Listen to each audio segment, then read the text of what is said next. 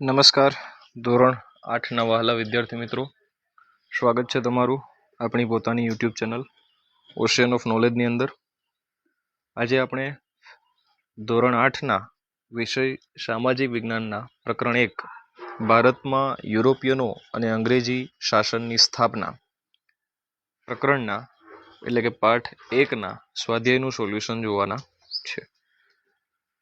સાથે સાથે તમને જણાવી દઈએ કે તમારા ધોરણના અન્ય વિષયોના પણ સ્વાધ્યાય સોલ્યુશન્સ આપણે કરીએ છીએ, જે તમે આપણી ચેનલ પર જોઈ શકો છો અને તેની લિંક તમને નીચે ડિસ્ક્રિપ્શન બોક્સમાં મળી જવાની છે.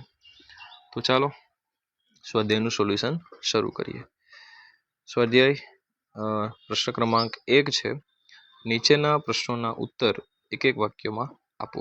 પ્રશ્ન ક્રમાંક 1 છે, યુરોપના કયા કયા રાષ્ટ્રોએ ભારત આવવાનો જળમાર્ગ શોધવા કમર કસી હતી? તો યુરોપના પોર્ટુગલ, સ્પેન અને હોલેન્ડ જેવા રાષ્ટ્રોએ ભારત આવવાનો જળમાર્ગ શોધવા કમર કસી હતી. પછી છે, યુરોપની પ્રજાને ભારતીય મરી મસાલાની ખૂબ આવશ્યકતા સાથી હતી.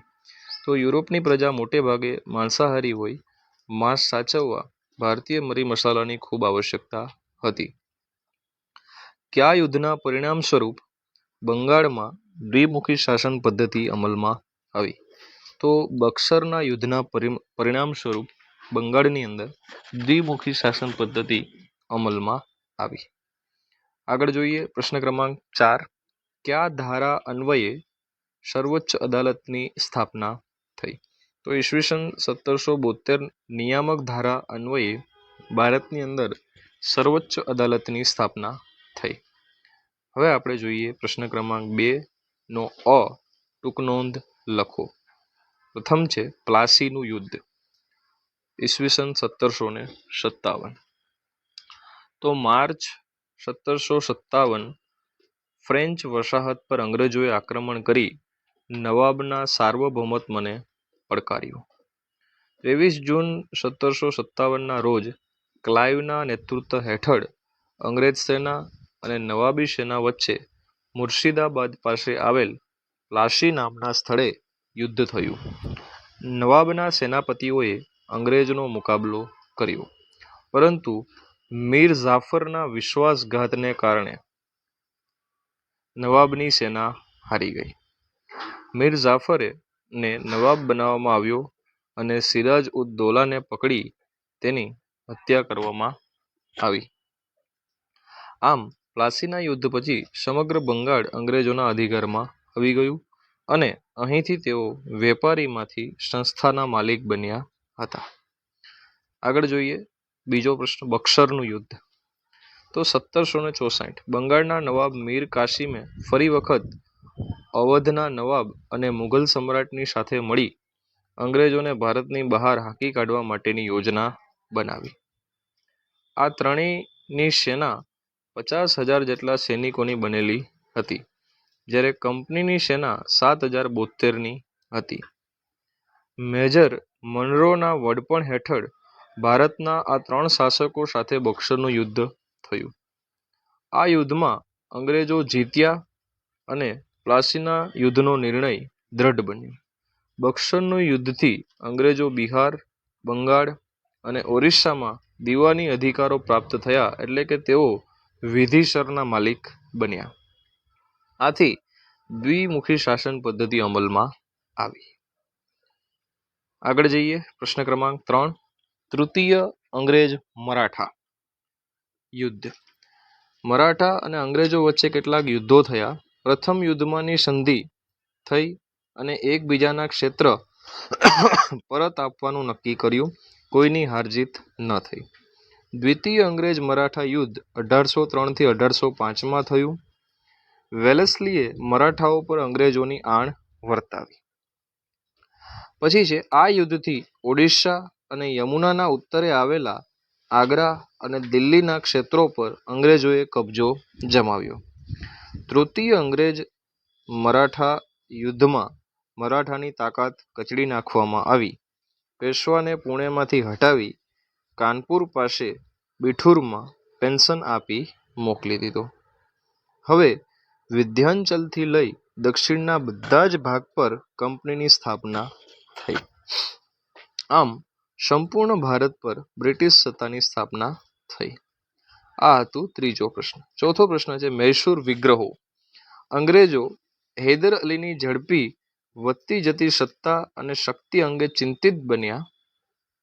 તેથી મૈસૂર રાજ્ય સાથે 4 મૈસૂર વિગ્રહ થયા. આ યુદ્ધ પૈકી 2 યુદ્ધો હૈદર અલી સાથે અને બીજા 2 યુદ્ધો હૈદર અલીના શક્તિશાળી પુત્ર ટીપુ સુલતાન સાથે થયા. પ્રથમ મૈસૂર યુદ્ધ અને અનિર્ણિત રહેલ કોઈ પરિણામ આવ્યું નહીં. દ્વિતીય મૈસૂર વિગ્રહ સમયે ઈસવીસન 1782માં હૈદર અલીનું મૃત્યુ થતાં યુદ્ધ ચાલુ રહ્યું. છેવટે બંને પક્ષે સંધિ લઈ તૃતીય મૈસૂર વિગ્રહમાં ટીપુ સુલતાન હાર્યો અને તેની ભયંકર હાનિ થઈ. નેક્સ્ટ છે ચતુર્થ મૈસૂર વિગ્રહમાં ટીપુ સુલતાન વીરગતિ પામ્યો અને અંગ્રેજોએ એક શક્તિશાળી શાસકને ખતમ કરી પોતાના સામ્રાજ્યને દ્રઢ બનાવ્યું. અંગ્રેજોએ મૈસૂર રાજ્ય અગાઉના વાડિયાર રાજવંશને સોંપ્યું અને તેના પર સહાયકારી સંધિ લાદવામાં આવી. હવે જોઈએ પ્રશ્ન ક્રમાંક 2. નીચેના પ્રશ્નના ઉત્તર લખો. પ્રથમ પ્રશ્ન છે યુરોપિયન પ્રજાને ભારત તરફનો નવો જળમાર્ગ શોધવાની ફરજ પડી. આ વિધાન સમજાવો. તો ઈસવીસન 1453માં તુર્કોએ કોન્સ્ટેન્ટિનોપલ જીતી લીધું. ભારત અને યુરોપ વચ્ચેના વેપારનું તે મુખ્ય મથક હતું. યુરોપવાસીઓને ભારતના મરી મસાલાની ખૂબ જરૂર હતી. આથી આ વસ્તુઓ મળતી બંધ થઈ ગઈ. ભારતમાંથી મરી મસાલા, સુતરાઉ કાપડ, રેશમી કાપડ, તેજાના, અફીણ, સુરોખાર, ગળી, ઇમારતી લાકડું ખૂબ જ મોટા પ્રમાણમાં યુરોપમાં નિકાસ થતી હતી. યુરોપની પ્રજા મહદઅંશે માંસાહારી હોય માંસ સાચવવા મરી મસાલાની ખૂબ જ આવશ્યકતા હતી. પરિણામે યુરોપિયન પ્રજાને જમીન માર્ગે થતો વેપાર બંધ થવાથી નવો જળમાર્ગ શોધવાની ફરજ પડી. હવે જોઈએ પ્રશ્ન ક્રમાંક 2. બ્રિટિશ પોલીસ તંત્ર વિશે મુદ્દાસર નોંધ લખો. તો એનો જવાબ છે લશ્કર જેટલું જ મહત્વનું બ્રિટિશ પોલીસ તંત્ર હતું, જેની શરૂઆત ગવર્નર જનરલ કોર્નવોલિસે કરી હતી. પરંપરાગત ભારતીય સામંતશાહી પોલીસ ખાતાની જગ્યાએ તેણે આધુનિક પોલીસ ખાતાની સ્થાપના કરી. જિલ્લા કક્ષાએ પોલીસ અધિકારી તરીકે જિલ્લા પોલીસ અધિક્ષક DSP ની નિમણૂક કરી. વિભિન્ન જગ્યાએ પોલીસ સ્ટેશનની શરૂઆત કરાવી. તેના પર એક ફોજદારની નિમણૂક કરી. ગામડામાં ચોકીદારની નિમણૂક થતી. પોલીસ તંત્રમાં પણ ઉચ્ચ હોદ્દાઓ પર માત્ર અંગ્રેજો જ રહી શકતા. ભારતીય સિપાહીઓ એટલે કે કોન્સ્ટેબલ કક્ષાએ કામ કરતા. આગળ જોઈએ ત્રીજું. ભારતની પ્રજા માટે વિદેશી શાસન અને વિદેશી કાયદો એ બંને અસ્વીકાર્ય છે. મહાત્મા ગાંધીના આ વિધાનને સમજાવો. આપણે બ્રિટિશ વહીવટી તંત્રને આધુનિક વહીવટી તંત્ર કહી શકીએ, પરંતુ તેનો ઉદ્દેશ ભારતમાં બ્રિટિશ સામ્રાજ્યને મજબૂત બનાવવાનો હતો. એટલે ભારતીય આ વહીવટી તંત્રનો પૂરતો લાભ લઈ શક્યા નહીં. અંગ્રેજોએ નિરંકુશ રીતે ભારતીયો વિરુદ્ધ આ કાયદાઓ દ્વારા વ્યવહાર કર્યો હતો. એટલે બ્રિટિશ શાસનથી ભારતમાં એક અવિશ્વાસનું વાતાવરણ ઊભું થયું.